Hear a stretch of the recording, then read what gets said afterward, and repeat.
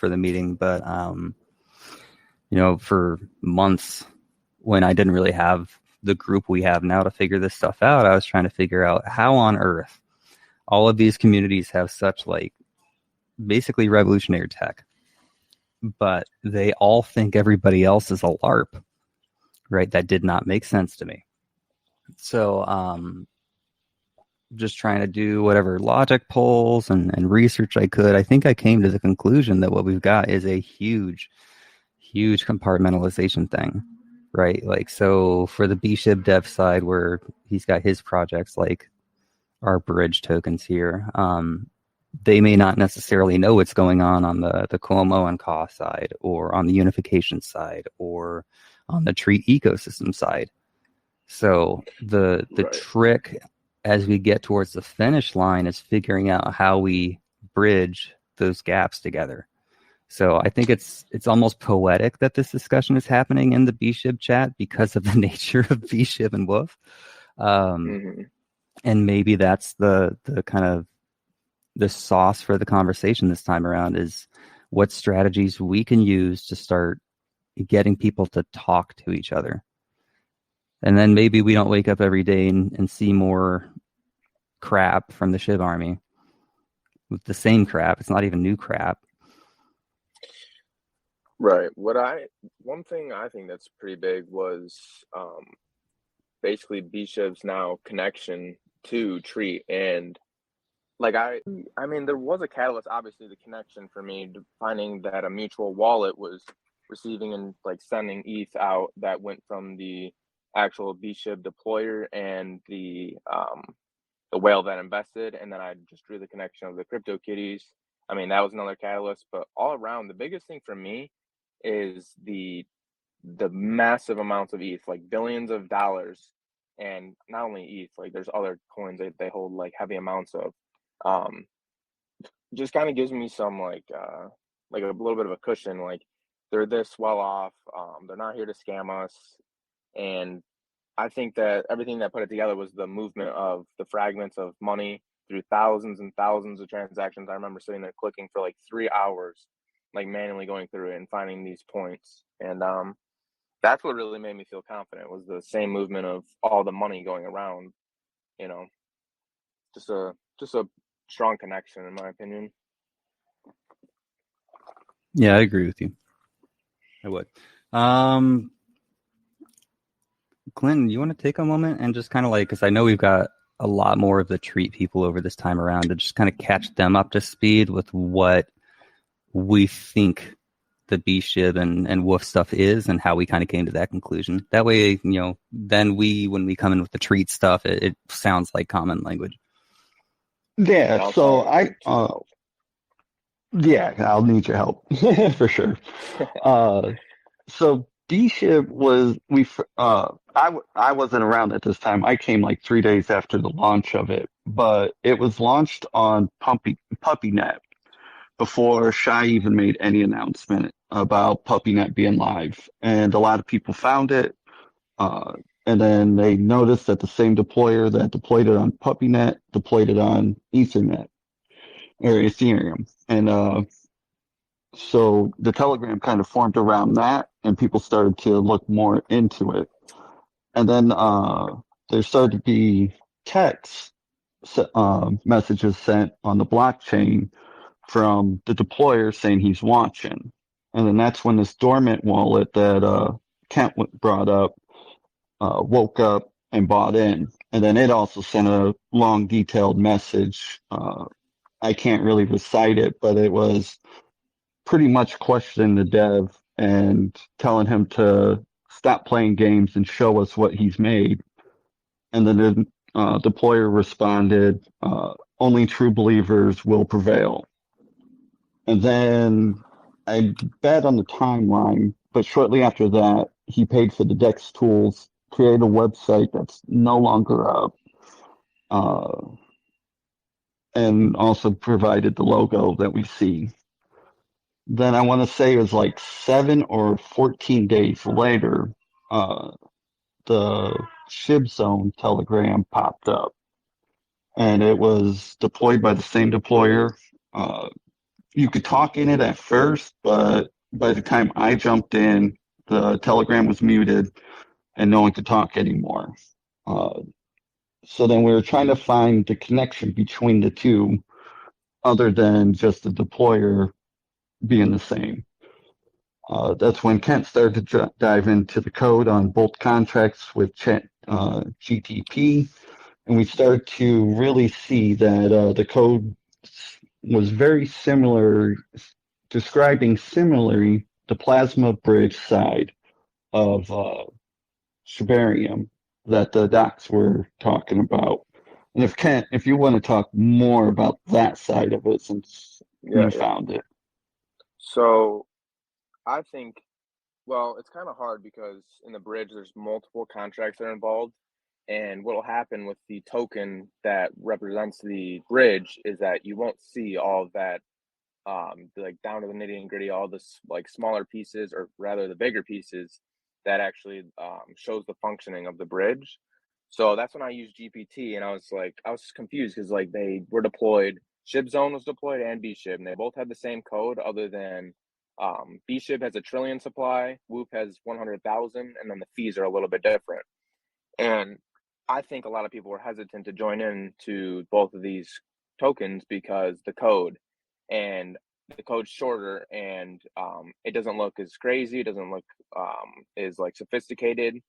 But that's when I started going on ChatGPT and realizing that tokens that are created for a bridge, native to the bridge, are just needed.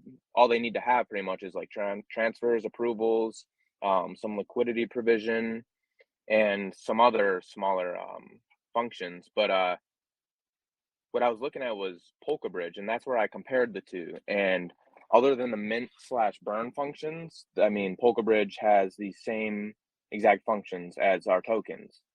And I was reading also on ChatGPT that the mint and burn functions don't necessarily need to be included because, as you can see in our code, we collect burn fees, meaning that an outside contract interacts with BSHIB to collect the burn fees. And GPT was telling me that it's actually it allows for more flexibility and modularity to separate all the actual bridge functions from the token and just have the token do basic functions so that they're separated and developers can operate on the bridge and just provide maintenance to it without affecting the actual token. So there's much more flexibility, and it's kind of a smarter way to go about it. So that's the main points on the code. I don't really have like much in depth on the code because it's somewhat basic, but that's exactly how I asked GPT. I was like, if you're going to make a token stealth launch for a bridge, how would you do it? And it basically told me the exact thing. It would have the basic functionality and it wouldn't have any in-depth functions. So that's what kind of solidified it for me. And not only that, obviously, I got on this train because the whale was kind of referencing that we were a bridge. And now, he said it twice in that message that you were talking about earlier. And so that's what made me go down this trail. And pretty much it all correlates, you know? Yeah. And what really blew me away over the past couple of weeks was the one particular high profile individual, like the identity of that particular whale and the implications of what that means to like this bridge and its construction and the lessons learned from potentially other bridges that are going into this one, which may also be the reason that we're not seeing a whole lot on this side yet, because we're not meant to be the first to market. We're meant to be the right to market. Right.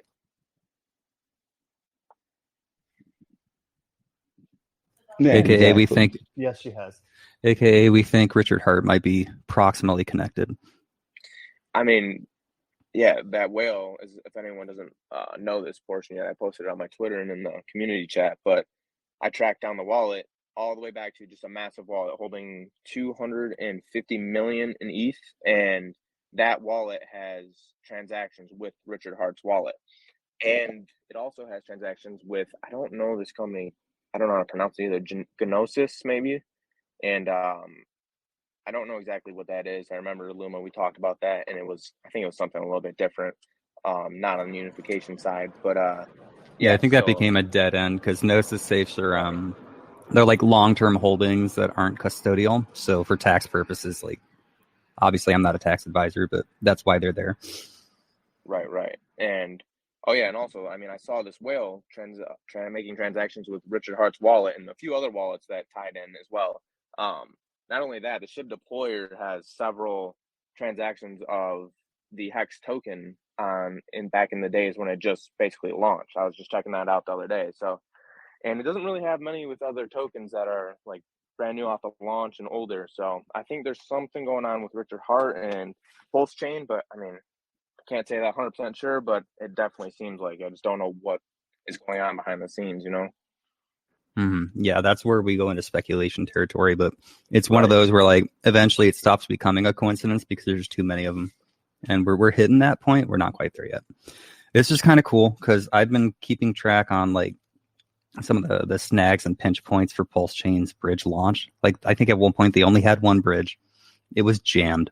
I think people were waiting days for their stuff to get across, and I mean, the market was getting wrecked on the Pulse side. The only people who really were doing okay, ironically, were the ones who sacrificed because they already had Pulse tokens. But bridging in, no, it wasn't working. So that's why I was asking about potential lessons learned, because I'm seeing all of that happen now and thinking maybe that's the beta test for this, right? We've been seeing a lot of the puppy net, which would be the test network, but you go test net, beta net, main net.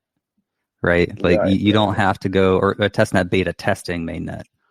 And some of that beta testing can even occur on established blockchains, which you see clues in the Ryoshi's vision that can occur. You see clues in like a bunch of crud that Saitoshi's talked about that implies that too. It's the truth, right? Like if it's an EVM platform, you can test on any EVM platform and then just migrate.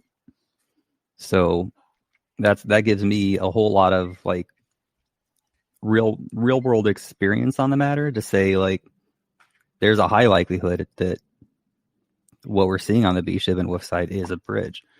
The next question would be a bridge to and from what? And I think that sheds a light on how the BSHIB and WIF tokens could work. And Ken, I know that's also like mostly you because you did 90% of the legwork on that. So do you mean where from, as in which blockchain? Yeah, chain to chain, host chain, destination chain, and then maybe like what the core purpose or possible core purpose for each token would be. So, I mean, it's been hard. I don't know exactly where from, other than obviously Ethereum. That's the main, that's where I think that we're going to be bridging from primarily. But as far as the utility for each one, I think that WOOF was designed to be launched on Ethereum, and BSHIB was designed for a launch on Shibarium once it's live.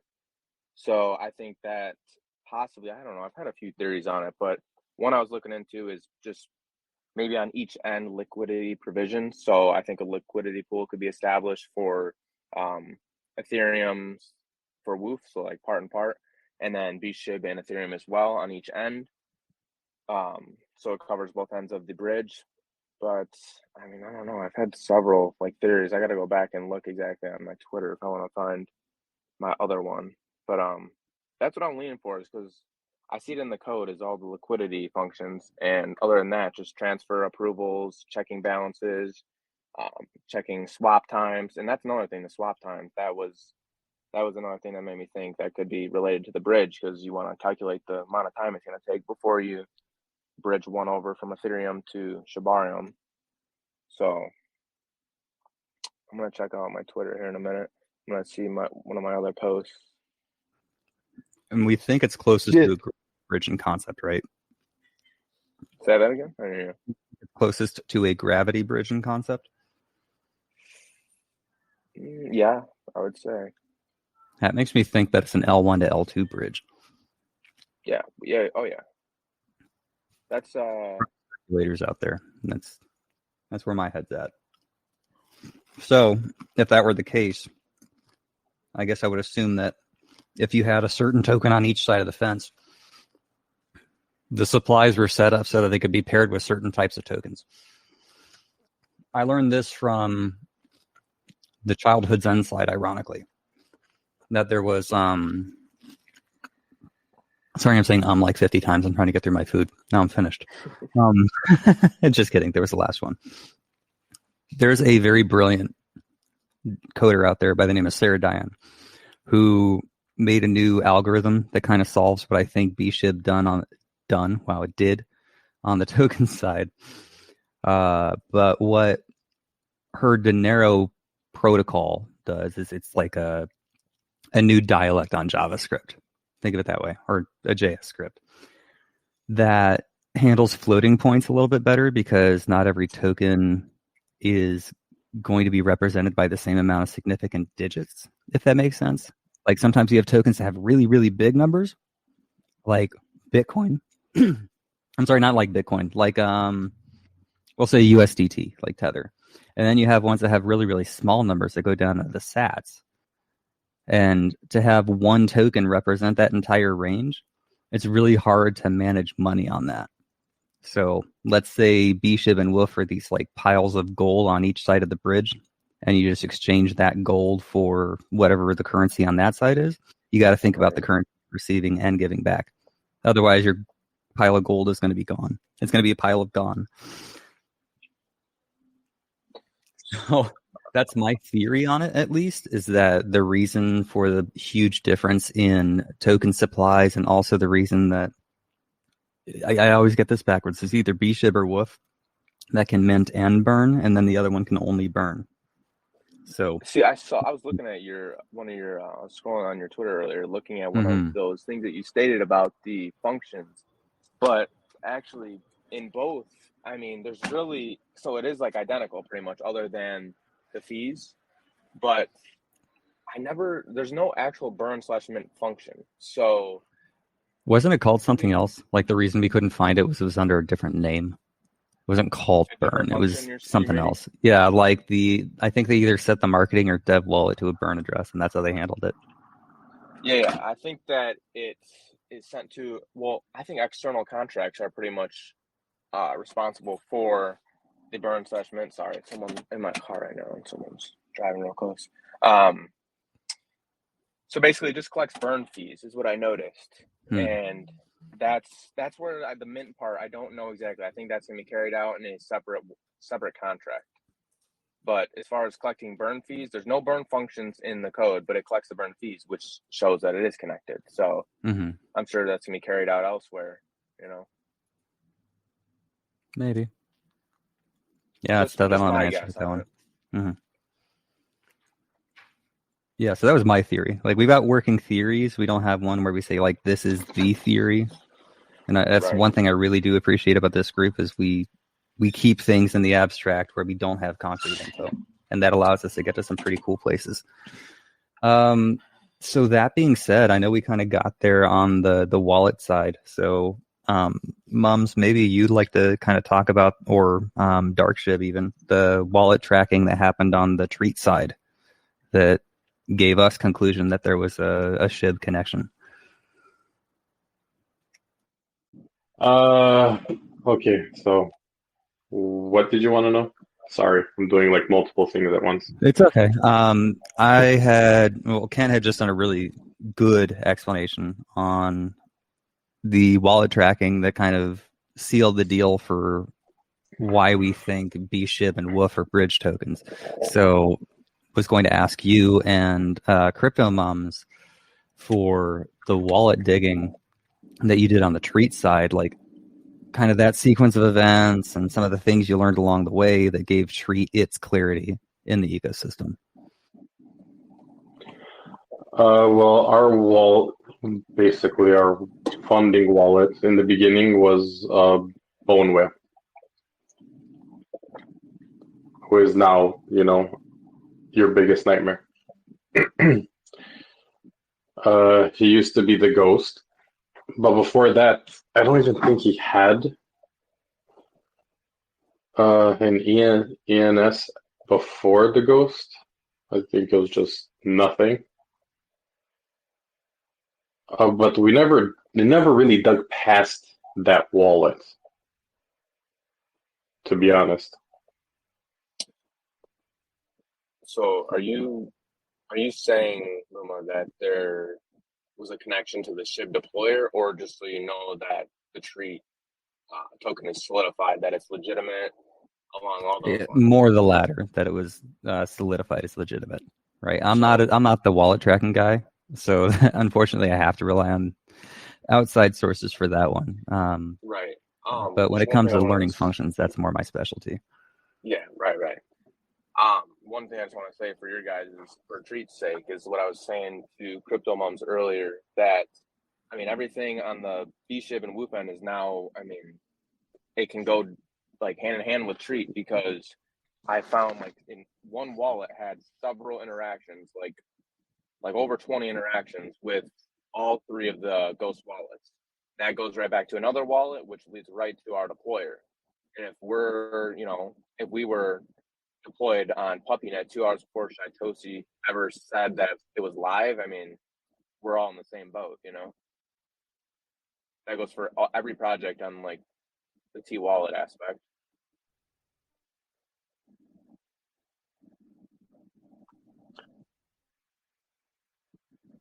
For us, basically, the most that solidified Treat as being legitimate is literally in PuppyNet, as Lord Gotti showed in his tweets. You can only add to your wallet in PuppyNet, Treat, and Bone.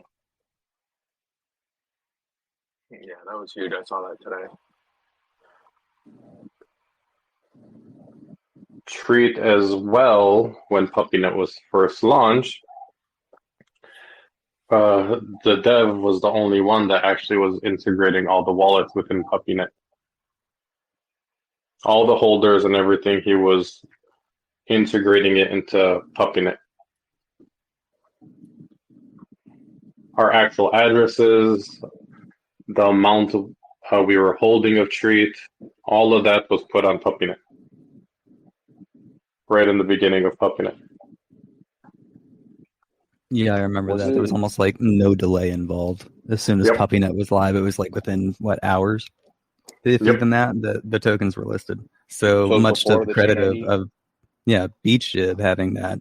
I guess Treat was the other one. So sweet, absolutely sweet. As for the wallet, the Ghost wallet that interacted fairly often with us, like in the group, the Treat chat, we were talking about one time, like, hey, why don't we do a SHIB and Treat liquidity pair? And sure enough, moments later, the Ghost wallet created a SHIB and Treat liquidity pair. We talked about Bone and Treat. Sure enough, not that far after, he did that liquidity pair. He kept doing them. That same day, we were talking about it in the chat here. Saw it, then he did it. Yeah, that's huge. So we know they're watching. We know they're listening. They have interacted on the blockchain too, and even when the Phoenix was created, I don't know if you remember, Luna, that wallet that was called the Burn. Not the Burn, no. That one doesn't ring a bell. Yeah, it was trying to piggyback off of the Phoenix, trying to be legitimate, and then the Phoenix said, "That is not my wallet. Don't be careful." Yeah, it's kind of funny to watch the spy versus spy game that happens on blockchains. So they saw in the chat that somebody's like, "Whoa, what's this wallet?" Then they're like, "No." And then as soon as he said that, that other wallet that they called the Burn just completely took all its ETH and it ran away. Friggin' rough. Okay, so what I can take from that to probably connect schools of thought is that where BSHIB and Wolf was really able to go by tracking the wallets to figure out capability, as well as the questions that we've been asking GPT. On the Treat side, I think the biggest clues for us were in what was paired together, how much was available for those pairings in the beginning, and the contract functions themselves and the way they related from contract to contract. For me, that light bulb moment was looking in Wake Up and seeing that it would buy and burn Treat. So it was the first time I saw one contract buying another contract's token and burning it. And that's where I went, oh, okay, so there is an interrelationship here. It's possible. So the next thing I did was I went and found common language between contracts. And when you're going and reading the code instead of just spitting it into GPT, that'll kind of give you the feel for who your author is, right? Sometimes people do clever tricks like that to hide their tracks. Anywho, both Crypto Mums and Darkship did a really good job of helping explain to me that these token pairings kind of almost formed a wheel, right? Like, and then Treat was the center hub on that wheel. And it made sense to me that if you needed something to back a SHI stablecoin, how would you do that? Well, you need collateral. There's really no way around the problem except to over collateralize it. And in order to make that collateral source as strong as possible, why not make it backed by a whole bunch of your ecosystem's tokens? That way, as the ecosystem grows, you grow. And I think that's done in a much more decentralized way. It's like a more advanced Frax model. Mm-hmm. Where Treat is funny because I can't get GPT to understand that one, and usually 2 minutes of conversation with an average person can figure that one out. It's ironic. Also, in the beginning of Treat, the amount that was put in the liquidity for like around that time, it was pretty big, around 8K right at the beginning. Okay. Usually, nobody ever really puts that much liquidity in a coin unless they're trying to, I don't know, be more legitimate, in my opinion. Usually whoever is trying to rug pull or do farming will just put 1 ETH and that's it, the bare minimum. Yeah, that makes sense. Have you guys seen that video that QD had shared inside of SHI? Where he took all the bullets and put it in breadcrumbs, and how it all connects back to Shiba Inu Deployer 2 through Shiba Swap. For me, like, Treat launching on Shiba Swap it's the only Treat on Shiba Swap, and like there are many LARPs of Treat on Uniswap. But if you look at that video and you follow the breadcrumbs in the way that Shiba Inu Deployer 2 connects to Shiba Inu Shiba Swap liquidity and the swap itself, which connects to the SHI Research deployer wallet, which was deployed from Treat Research, which was deployed and funded from the Bone Whale. Like, it all connects back. I would say, like, it's like, what is it? Is that joke about Kevin Bacon? And it's like 5 degrees of separation. Oh, the 6 degrees of Kevin Bacon. Yeah. Yeah. That's basically like what we see going on here. So if you haven't seen that video and watched how that breadcrumb breakdown, it's pretty phenomenal the way that he was able to track literally all I want is unity.eth, the SHI research deployer for SHI, the Treat research, which is now Ghost of Shitoshi, the Bone Whale, which was the ghost at the time of the recording of that video, literally the spider web. I mean, it is an incredible web of connections that go to the left all the way back to Shiba Inu Deployer number 2, and then to the right all the way through, like all of those kind of, I don't know if that's like a secret society of exchanges that Shiba. It's weird, right? I also was a little reluctant to accept SHI as the quote unquote stable, right? Because it doesn't really function like what you think a normal algorithmic stable would. However, Vitalik did a really awesome article called 2 Thought Experiments to Evaluate Automated Stablecoins. And in there, he also talks about a modified RYE model. So conceptually, I took that modified rye model and a modified Frax share model, and it helped me understand what she realistically is doing. And that's maintaining a collateral basket in both its token, well, not both, in its token, in Treat, and in USDC.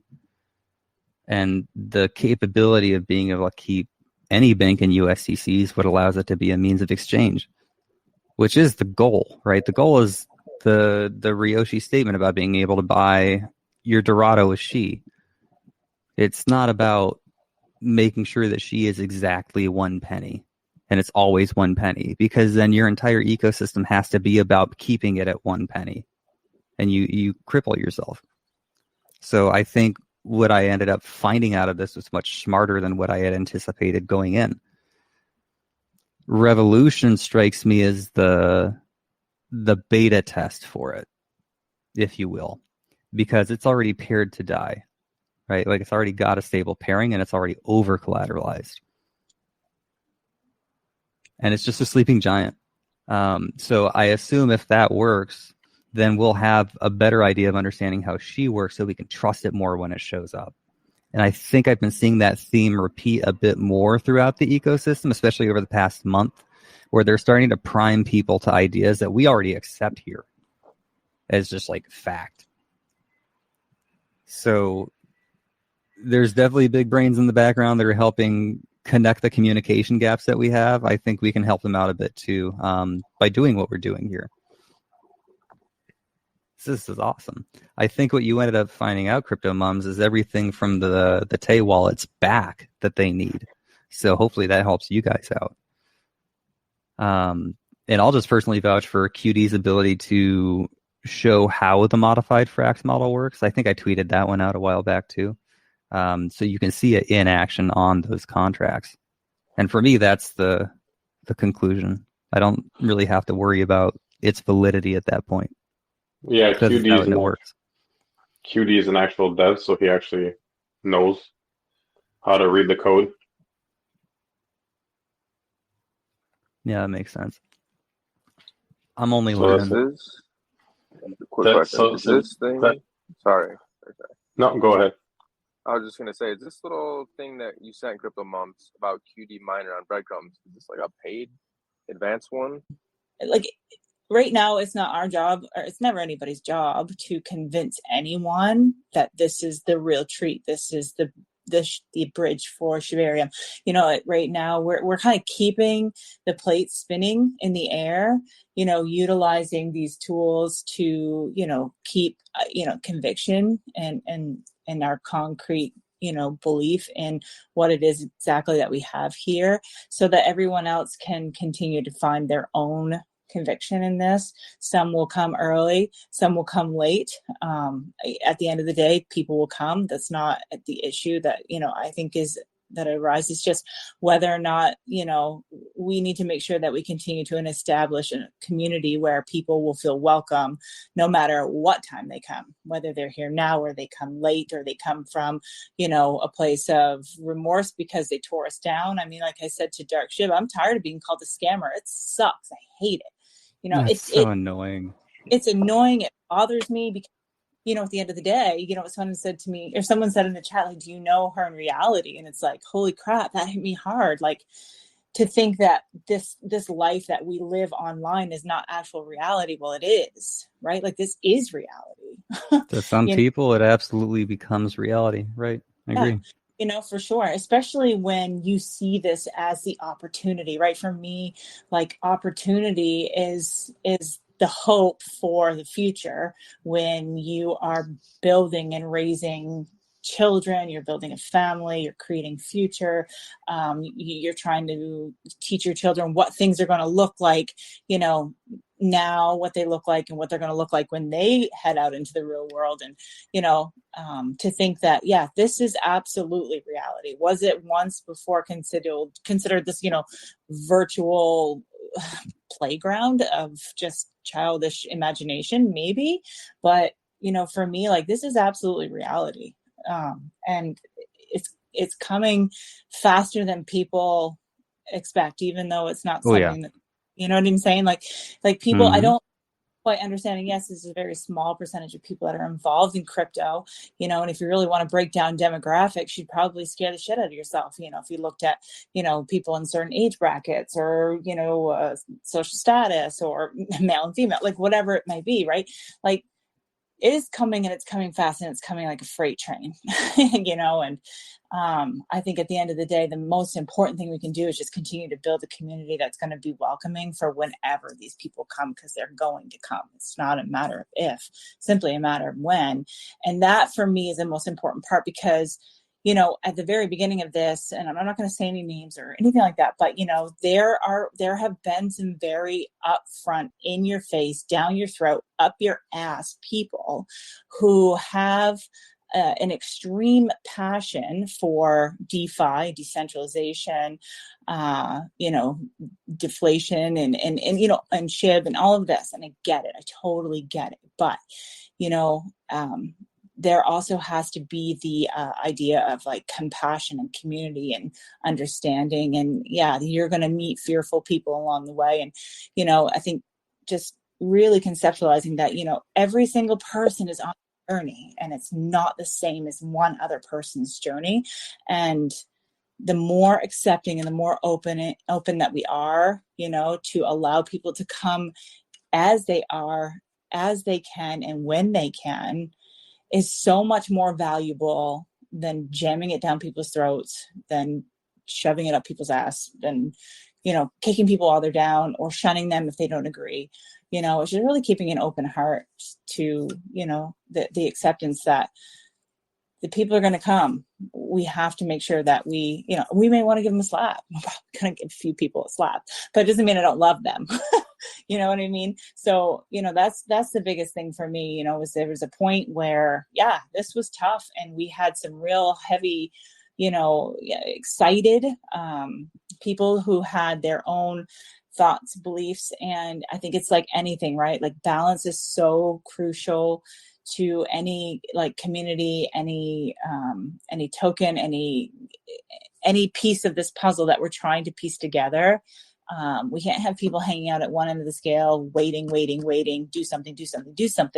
And then the other people at the end of the scale, driving it down people's throats and shunning and hurting people and being reckless, because that's when both of them are damaging, right? Like, hanging out in the middle and the balance, the best place I actually feel like at this point right now is to be in the gray area, right? Where we see everything, we fact check things, we look at code, and then we discuss, right? And then everybody makes their own decision based on their own conviction. But at the end of the day, we're a big family, we're a community, and we love. That's how I want to continue this on until we get to where we're going, That's right on point. And thank you for sharing that, because it reminds me of a lot of the fundamentals of the vision, right? And the idea that these tokens were probably all dropped off. Teams were working in the background, but community is entirely add people, right? It's not going to be some already existing thing. And that's what I think has been the hardest hurdle for a lot of SHIB Army to overcome, is that they're expecting this formal thing to be in place. And that's not how any of these decentralized projects work or have worked, right? It's part of the experiment. And I think they forget that SHIB itself was an experiment. The experiment didn't end, it just changed. So now it's up to us to kind of build our communities and our societies. And maybe it is just a bridge token now, but maybe you find out that your bridge token can do all this kind of cool stuff within Shibarium. And then there's this incentive for everybody to want the bridge token and to be in your community and to be active and participate. And it's been very interesting kind of observing how each group does it, because everyone does do it a little bit different. And it's cool, and it warms my heart. I just wish it was more easy to receive by them. And I could definitely use some help in figuring out how to bridge that gap with them, even if it's not on us to do. Like, if literally nothing will happen until the official announcement happens, I accept that. But if there's something we can do, I'd like to know that so I can do it.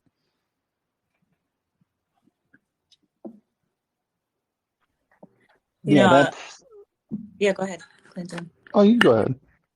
No, I was just going to say, I think that, just like most of these other tokens, I think there's more at play at a deeper level than we could ever conceptualize. I think, like you said, once things move in that direction, you're going to see a domino effect of multiple things clicking and all of us going, oh my gosh, this makes so much sense. Holy cow, that's how that's connected. Look how this works for that. That's insane. Like the tech part of it, I think is going to be mind blowing. Like I don't understand most of it. I've been in this since January and I still didn't know how the liquidity burn worked last night for Treat, right? So like the tech part, that stuff, that's not my jam, right? For me, it's about it's the people in the community and the purpose and, what it's going to mean and how it's going to work and what it's going to do for the believers who choose to come along the journey. And then the tech stuff, that's just cool. But I'm never going to be able to be one of these people. Like some of these things you say, I'm like sitting here, like I'm twirling my pencil. I don't know what. I totally understand it. I think after your first cycle, it starts to make sense. Right, when you go through a full bull bear cycle and you say on that next bear, I'm going to focus on the tech because that's what everyone says happens during the bear. I think that's when it clicks. It's a more direct level of involvement that gets you that perspective. But to be fair, the community maxis are the ones that I think are dying out. And I'd love to see more of those because I see a lot more of the techies and the GPT hackermans, right? I don't necessarily see as many of the people who get the fundamentals from making a community and the effort that goes into preserving it. Because, Treat is thriving and it's thriving in spite of all those circumstances. BSHIB and Woof are thriving in spite of the circumstances. And that's a testament to what's the best way to put it? Having a valid reason to be in this future ecosystem. Right? There's always a chain of evidence, and those are always great. But I've been racking my brain over trying to figure out why sometimes you can present all the evidence in the world to a person and they still won't accept it. And I think it's just a vibe thing. And I know that sounds like such a cop-out, but maybe it is real, right? Maybe the vibe you give in a group is what attracts the people that stay there. And that's what got SHIB to where it was. It wasn't just this massive injection of money where everyone became overnight millionaires. You can kind of figure out who rode that wave versus who didn't. And that's just a behavior thing. But this is something that really rewrites the books. When you see the full scale of it, it just completely rewrites the books, and I think that's freaking phenomenal. So I know I've done shout outs before to all the silent heroes out there, and I'll do it again. Everybody who puts their hands on code or does something to make a community live every day. Thank you. That's how decentralization works, right? It's every single person who picks up a piece of the puzzle to put it together. Instead of the people who just buy a bag and then don't participate. Yes, there's some help in that, but it doesn't build a community. It's funny you say that because someone just come into the Treat chat who obviously doesn't hang out very often, right? And says, is this project dead?